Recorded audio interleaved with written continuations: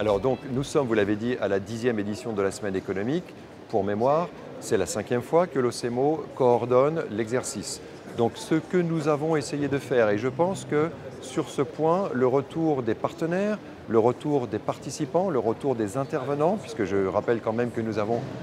en général au moins 3000 participants, au moins 300 intervenants, dans entre 15 et 20 événements qui sont des événements de masse, puisque cette année, nous avons décidé de réduire le nombre d'événements pour concentrer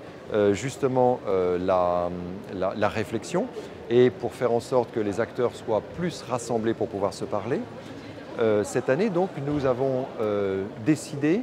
après 5 années d'exercice, de passer à un nouveau cap. C'est celui justement du focus sur les entreprises, d'une part, mais aussi sur une région géographique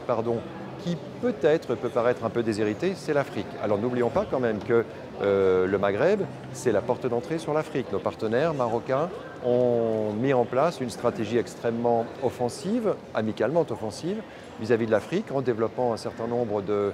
protocoles industriels et de protocoles de pénétration de l'Afrique, avec des technologies qui leur appartiennent et sur lesquelles ils sont en train de devenir des leaders, tels que par exemple l'économie verte. Donc, année après année, ce dont nous nous rendons compte, c'est la volonté des organisateurs dont nous faisons partie à fédérer de mieux en mieux et le plus possible et à susciter de la part de nos interlocuteurs, de nos intervenants, un niveau de plus en plus élevé. Et le retour est quand même assez favorable puisque, encore tout à l'heure, on me disait que, année après année, pour ceux qui sont vraiment les aficionados de l'exercice, année après année, nous avons effectivement une restitution qui grandit en qualité.